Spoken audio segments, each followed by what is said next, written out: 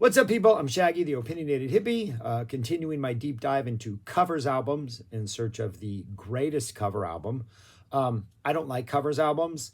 And by covers albums, I generally mean established artists who, like, albums into their career, decide to drop an album that is nothing but like other people's popular songs or, big artists' popular songs. Not really interested in, like, it doesn't bother me like Linda Ronstadt's albums, which are all covers because she doesn't write her own material, but she's an incredible singer. That's not what I mean. To me, that's not a covers album. Covers album is something we're going to talk about today. UFO's The Salentino Cuts. This is their 22nd and last studio album, and their only covers album, which I think I like. I think if you're an artist and you've been around for X number of albums, 10, 8, more than that, and you decide to break up, whether it be acrimonious or mutual, or you like, whatever, you shake hands and part ways on good terms.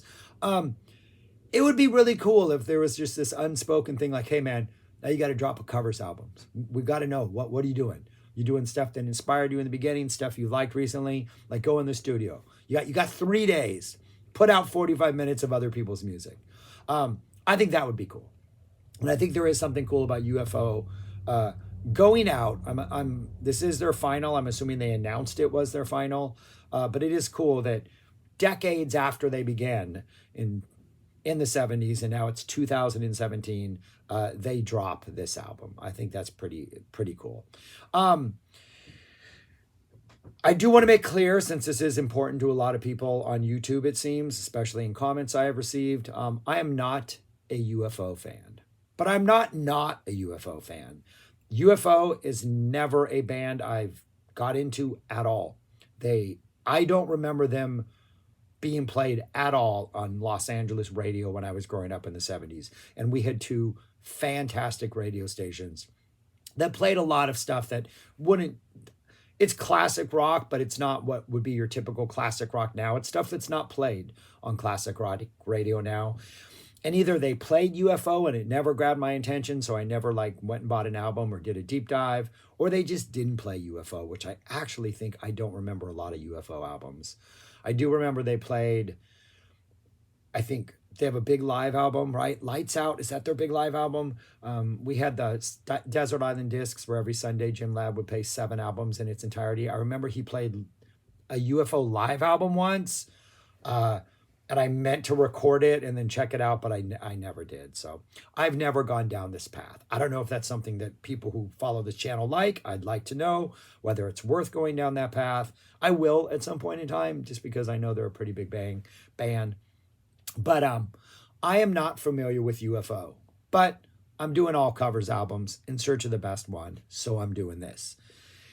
And this version of UFO, I believe the only OG member, I don't think the other people are, but the lead singer, Phil Mogg, M-O-G-G, he is still here. I'm pretty sure he's always been their lead singer, if not missing maybe an album or 2 or a tour or 2, but he was the guy in the 70s. I love his voice. And the opening track on here, Heart Full of Soul, I don't think it's that inspired a choice of song. Yeah, whatever. But his voice is amazing. And I have to admit, immediately into this, I was like, okay, Heart Full of Soul, pretty normal rendition. It pretty much sounds like Heart Full of Soul, a little bit bigger, a little bit guitar muscly-er, because it is UFO. But the guy's voice, Phil Mogg's voice, and this is 2017 Mogg. I can only imagine what he sounded like in the 70s.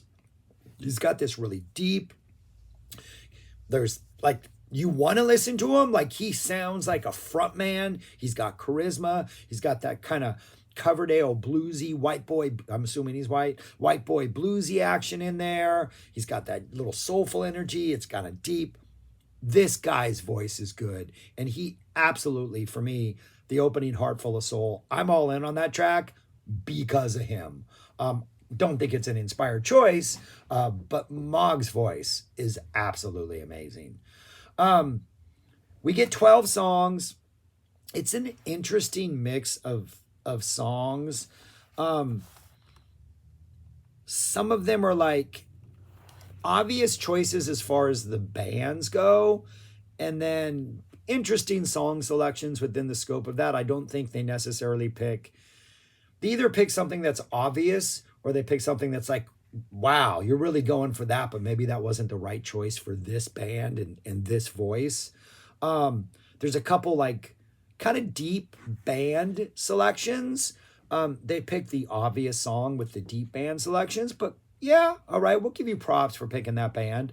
So it's an interesting listen, but I do think that Mogg's voice is the attraction. It doesn't always work for all the songs, but he, I think, is the reason you would check this out. Vinnie Moore is on guitar. Vinnie Moore's got some nice solos and some nice playing throughout it, but I don't think they always match. I think sometimes just going for that guitar energy doesn't necessarily work with the songs they have chosen. And the production, the drums are kind of plodding at time. The production, I think, weighs down some of the songs in the way that the originals weren't weighed down. So it has this sort of big, modern hard rock vibe when the songs are a little more delicate than that, or maybe need to be handled a little more delicately. So it was an interesting listen. Opens up with Heart Full of Soul, which I think was, for me, Mogg's voice is what saves it. I'm immediately intrigued. I think he's got a great voice. Good listen. The Doors, Break On Through to the Other Side follows. And immediately I'm like, okay, Mogg's got a good voice, but it's not Jim Morrison. And I think there may be some Doors songs where Mogg's voice fits a little better, but there's something about Break On Through. They're not doing much with the arrangement. It's a pretty straightforward arrangement, but there's something about the Doors playing this song, the lightness of the drummer, it's got a lighter, bouncier vibe, and then Morrison comes in with that, just that, whatever his voice is. So Break On Through doesn't quite work for me. I think this is one of those instances where I think a deeper cut maybe would have been a smart choice here. Then we get Mad Season. That super group from the 90s had a Pearl Jam, Alice in Chains, Screaming Trees. They dropped one album, pretty decent album. They have one song that they're kind of known for, River of Deceit. That is the song they choose to cover. This would have been bonkers had they gone with some other Mad Season track, since really they're only known for one and not even that many people know them or know this one song. Props for the song selection, props for picking Mad Season. I don't think it's as good as the original. It just doesn't quite have that same 90s. Let's dial down the grunge and get a little ballady, but it's still not really a ballad because it's grunge, but it's got that softer vibe. The title, River of Deceit, is the perfect definition of the way this kind of sounds. Kind of a gently moving, but not very comfortable river is kind of the way I would describe it. Props for the song selection. I just don't think they pull it off. It's too close to the original, but not as good as the original. Then they do Steppenwolf's The Pusher. Props for doing The Pusher. But I'm going to argue that The Pusher is one of the greatest all-time late-night hedonistic indulge in recreational chemistry songs of all time. And the beauty of The Pusher, the song itself, it's like, 5.5, 6 minutes long. It kind of slowly builds in intensity over time, but it doesn't really get too big or too intense. And the vibe of the original Pusher, I've always thought reminded me of like you're at some dude's house, maybe it's a chick's house, somebody's house. It's 1, 2 in the morning. You're hanging around on couches. There's music playing. People are indulging in whatever they indulge in. And some dude starts telling you a story about the Pusher. And it's pretty laid back at first, but he's starting to get worked up and get excited. And you're kind of getting worked up and getting excited. Nothing really happens. It's just the guy who's telling you about the Pusher is just getting unnecessarily worked up. So you have a little bit of burst of energy, but then you all kind of reel it in and it calms down after a while. And you all just end up sitting on the couch. That's not this version of the Pusher. This one has lost all the haze. That hazy smoke that surrounds this song seems to have been cleared away. All the lights are on in the room. Like there's really only one lamp that's in the corner that's on in the original Pusher. So it's just way too much energy. It comes a little bit too soon. It's a little too aggressive. props for picking the Pusher, but the vibe is not the vibe. I want to vibe when I'm listening to the Pusher. John Mellencamp's Paper in Fire is next. Inspired choice. I will admit, they play like guitar instead of that do do do fiddle in the beginning. It's a guitar playing it. Vinny's doing it. Too cluttered. Drums are too plodding. I liked this choice so much, but really didn't like this version. So I immediately went and listened to the Lonesome Jubilee when I was done listening to this album. So thank you, UFO, for reminding me of a pretty good little roots rock album from what was late 80s, early 90s when he dropped that. Yeah, some good John Cougar right there, or John Mellencamp. Then, and here again, this is another instance where I liked the band choice. I don't like the song selection. They cover Montrose's Rock Candy. I'm not the biggest Montrose fan, but my roommate in college, who I did a lot of Dead tour with, was a huge Montrose fan. So we listened to a lot of Montrose and Sammy Hagar when we were driving around the country following the Dead. Not a lot, but it was in rotation. And the song they picked is Rock Candy, which is, it's like the Montrose song. It's like Sammy Hagar still plays it. If a band's going to cover a Montrose song, they cover Rock Candy. Pretty true to the original version. I don't think it sounds quite as sleazy, quite as just slinky, quite as like, what are you doing hanging around? It has a loitering feel, the original version. It feels a little like, hey man, are you sure you're here for the right reasons? This one's just maybe a little too big. It's like, I like the choice of Montrose. I would have liked a deeper cut, even if they stayed more true to the original. Rock Candy just seems like the obvious pick. I don't know. I just wish they had picked a different song. Then we get Mountains, Mississippi Queen, which stays too true to the original and just, I don't even think it's a good version it's not a bad version of Mississippi Queen, but it's not a particularly inspired version of Mississippi Queen. Then we get Bill Withers' Ain't No Sunshine, which that's a bold choice right there. That's a bold choice. Too much guitar, a little too big, a little too heavy. I wish maybe they had gone acoustic on this and gone gentler and let Mogg maybe exert a different set of vocal muscles. Props for the choice, but I can't say the actual song selection does, or the actual performance does anything for me. We get Tom Petty's The Honeybee off Wildflowers, which, again, great choice. You do Tom Petty, you do what is a relatively deep cut, a Wildflowers cut, but you do the song that sounds almost like, I don't know what UFO's rest of their catalog sounds like, but based on the way they sound on these other covers and how comfortable they sound doing this bluesy rocker,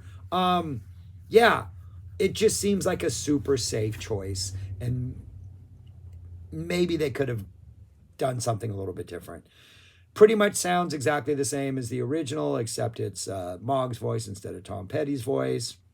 It's given me almost a Widespread Panic vibe at times, but it has that guttural bluesy type blues rock vibe, which the original has also. So props for picking Petty, props for picking Honeybee, but then not props for picking a song that sounds already in your wheelhouse. Next, we get Robin Trower's Two Rolling Stone. Props for not having to be Bridge of Sighs. It is probably the other second biggest song off that Bridge of Sighs album. But pretty good, pretty true to the original. But this was kind of nice to hear. I like this. We get ZZ Top's Just Got Paid. Great choice. I think Mogg sounds pretty good in this. I just don't think it has that tightly wound Texas blues funk that the original has. This is why I don't like cover albums. This is a good choice. Just Got Paid. I like this. But what ZZ Top does, and just they're a little more efficient and bare bones and skeletal, and I think that it just, you go any bigger, you lose kind of the essence of that song. And then it closes out with a pretty big version of the Animals' It's My Life, which I don't know. Also, I think his voice kind of works well for that, but it's just, and it's a good choice, I think, for the Animals to pick It's My Life. I mean, it's a hit, but it's not the biggest, I don't think. But yeah, if I had to make a on my iPod a playlist of all these songs, I don't think I would pick any of these versions. Like, a lot of these versions made me want to go and listen to the original. Like, I was like, oh, I need to dig out my Mad Season album. Oh, I want to go listen to the Wildflowers. I haven't listened to Wildflowers in a while. ZZ Top. Check out some ZZ Top. I haven't listened to Bridge of Sighs in who knows how many years. I might dig that out. Forgot about Montrose. So, I don't know. And I actually did go listen to the Lonesome Jubilee. So, yeah. I don't know what to say about this. Again, it just, I'm going to give it points, and I'm going to rank it among the others. I'm not giving it any points for the songs. I don't think any of the songs were really, really essential covers that need to be heard. Sorry, UFO fans. I'm giving them a point for Mogg's voice. Mogg's voice is excellent. I know this is decades after he's been singing, so props for keeping his voice in good shape. Good on you, buddy. I'm also going to give them a point for the band selection. I think Mad Season was a good choice. I like the Steppenwolf choice. I like the Montrose choice. I like the Bill Withers choice, even though that was taken on too much. I like the Tom Petty. Haven't seen Robin Trower on any of these. That I like the ZZ Top. So good song select, good band selection. Not always picking the right song with those bands, but I like the selection. So I'm giving them 2 points. Out of 12 songs, that's 17%, which means that of all the albums I've done so far, it is my least favorite.